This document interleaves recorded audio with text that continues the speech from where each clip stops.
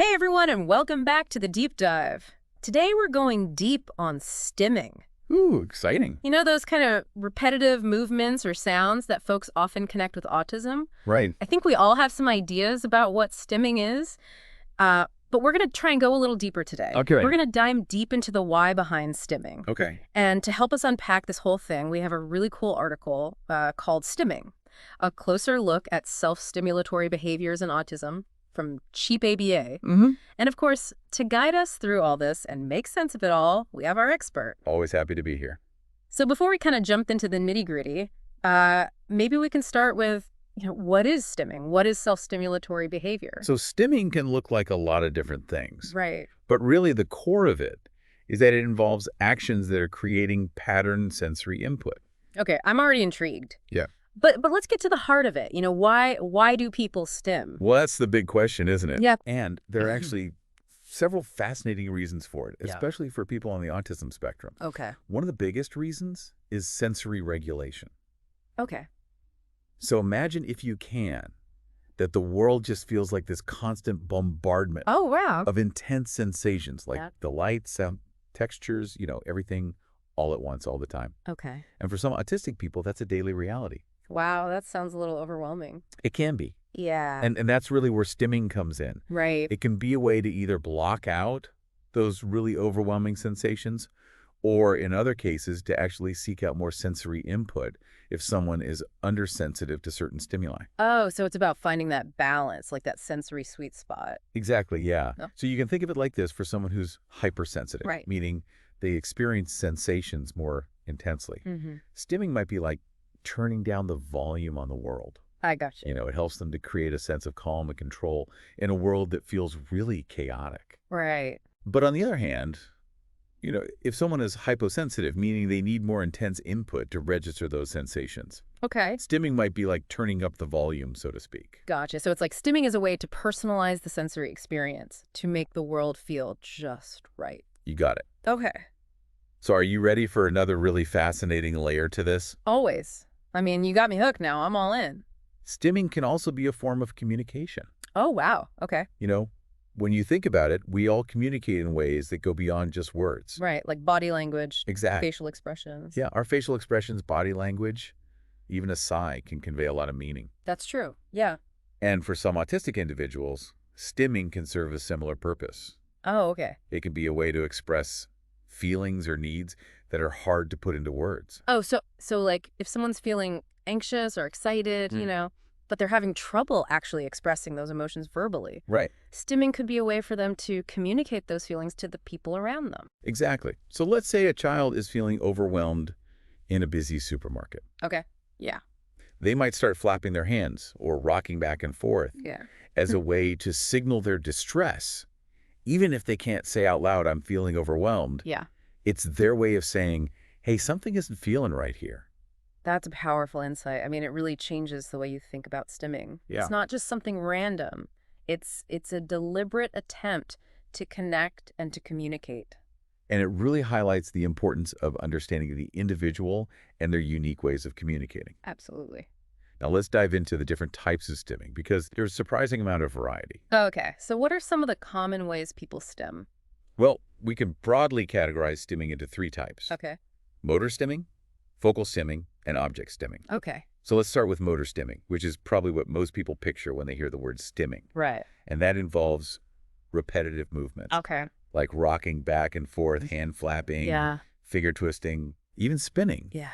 These movements can be really calming and regulating, or they can be energizing and exciting. Yeah, I've definitely seen those, especially with kids. Right. What about vocal stimming? How does that work? Yeah. So vocal stimming involves repetitive sounds rather than movements. Okay. So you might hear someone humming the same tune over and over, Okay. or repeating phrases they've heard, which is called echolalia, Right. or making other unusual sounds like clicking their tongue or making a rhythmic whooshing sound. It almost sounds like a way to create a personal soundtrack, like a comforting auditory rhythm. That's a great way to put it. Yeah, Yeah. all about the feeling Yeah. and the predictability of the sound. Okay. And then we have object stimming, which is all about repetitively manipulating objects. So like lining up toys or flipping a light switch on and off. Exactly. Yeah, okay. It's about that predictable sensory input. the feel and the sound of the object moving in a specific way. Right. And sometimes it's a combination of different types. Okay. Now, I know this is a question that's on a lot of people's minds, you know. Yeah. Is stimming something to be worried about? Yeah. Should we try to stop it when we see it?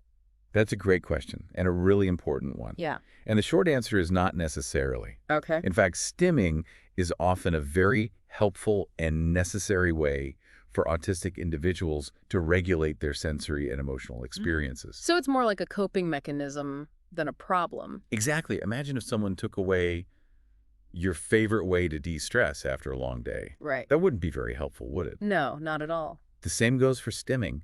Trying to suppress it without understanding the underlying need can actually be harmful. Okay. It can lead to increased anxiety and difficulty managing daily life. That makes sense.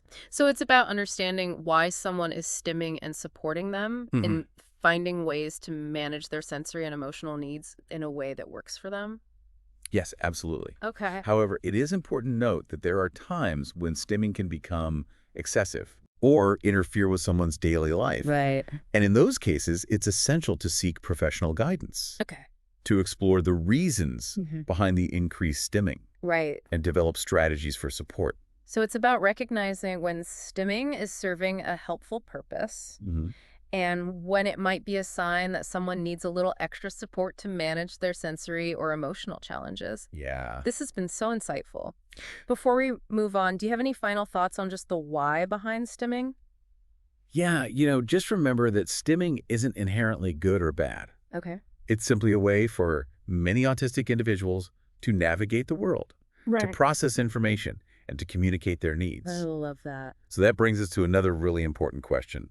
How can we, as a society, Yeah. move beyond judgment and create an environment that's more understanding and supportive for those who stim? Yeah, I mean, that's a great question. And I think it really starts with, recognizing that stimming serves a purpose. Right. It's not just some random behavior. It's a way for autistic individuals to manage their experiences and interact with the world. Exactly. And instead of seeing stimming as something to be controlled or suppressed, we need to understand the individual's needs and find ways to support them. Okay. And there's so many practical things we can do Okay. to create a more inclusive environment. Like what? Give us some examples. One of the simplest yet most effective things we can do is create sensory-friendly environments. Okay. Think about places like classrooms, workplaces, even our own homes. Yeah. By making just a few adjustments, Okay. we can significantly reduce sensory overload Right. and create spaces where autistic individuals feel more comfortable and less need to stim to cope. Okay. I love that idea. But what does a sensory-friendly environment actually look like? Like, what are some specific things that we can do? Well, for starters, we can pay attention to lighting. Okay. Many autistic individuals are sensitive to fluorescent lights. Yeah. So switching to softer lighting or providing options for dimming the lights can make a really big difference. Okay, that's a simple change that could have a big impact. Absolutely. And then there's noise. Yeah. Think about the constant hum of electronics. Right. The chatter of people, the clanging of dishes. All those sounds that many of us just filter out can be incredibly distracting and overwhelming Yeah. for someone with auditory sensitivities. So what can we do about that? I mean, we can't exactly live in a silent world, right? True. But we can create pockets of quiet. Yeah. Designated quiet spaces where someone can go to escape the noise can be a lifesaver. Yeah. It could be as simple as a cozy corner with comfy seating and noise-canceling headphones. Right. So it's about having options. Exactly. Giving people choices and control over their sensory environment is key. I gotcha. And it's not just about minimizing sensory input. Sometimes it's about providing more of it. Oh, can you give us an example of that? Absolutely. So think about a child who loves to spin. Instead of telling them to stop spinning, why not provide them with a safe and appropriate way to fulfill that sensory need? Okay. Maybe it's a spinning toy, a swing, or even just a designated space where they can spin freely. So it's about meeting their needs in a way that's safe and respectful. Precisely. And another important aspect of support is teaching alternative coping strategies. Okay. This isn't about stopping stimming altogether, Right. but about giving individuals more tools in their toolbox Okay. for managing sensory input and emotional states. So instead of telling someone to stop flapping their hands when they're anxious, we could maybe teach them deep breathing exercises or other ways to kind of calm down. You got it. And it's important to remember that these strategies should be introduced in a supportive and empowering way, Right. not as a way to force someone to conform. It's about collaboration, not control. I love that. Yeah. What else can we do to support those who stim? Well, one of the most important things is simply to educate ourselves and challenge our own assumptions. Okay. Stimming is often misunderstood, Right. right?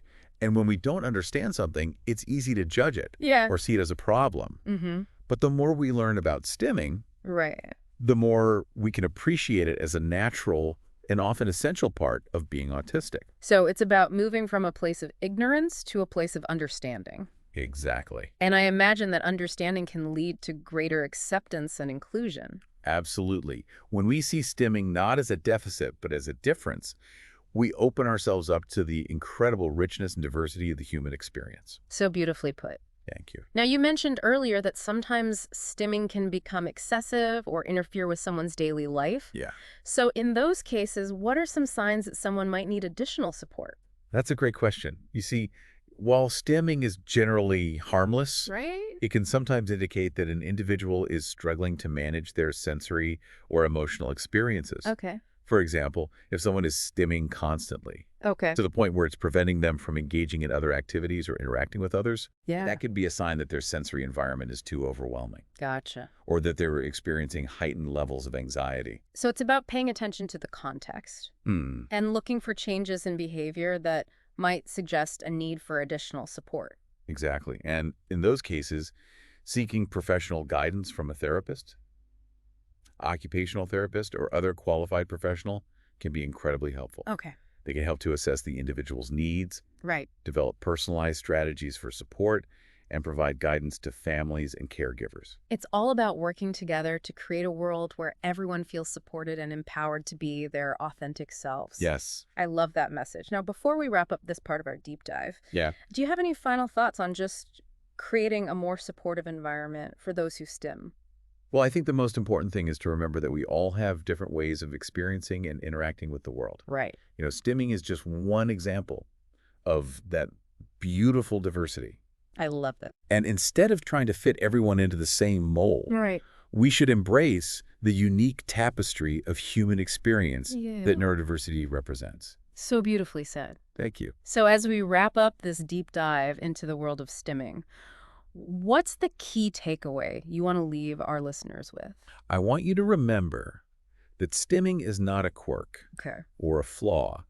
It's a meaningful and often essential part of how many autistic individuals navigate the world. Yeah. And when we approach it with understanding, acceptance, and a willingness to support, we create a more inclusive and compassionate world for everyone. Beautifully said. This has been such an eye-opening conversation. Yeah. I feel like I've gained a whole new perspective on stimming and on the importance of embracing neurodiversity in all its forms. Me too. Yeah. It's been a pleasure sharing these insights with you and your listeners. And before we sign off, I want to leave everyone with a final thought-provoking question. Go ahead.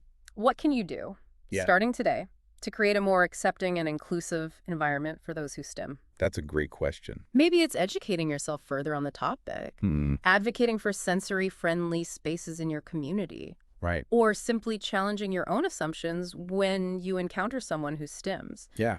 Every small action can make a difference. Absolutely. It all starts with awareness, understanding, and a commitment to creating a world where everyone feels seen, heard, and valued for who they truly are. Thank you so much for joining us on this incredible journey of discovery. My pleasure. Until next time, keep diving deep.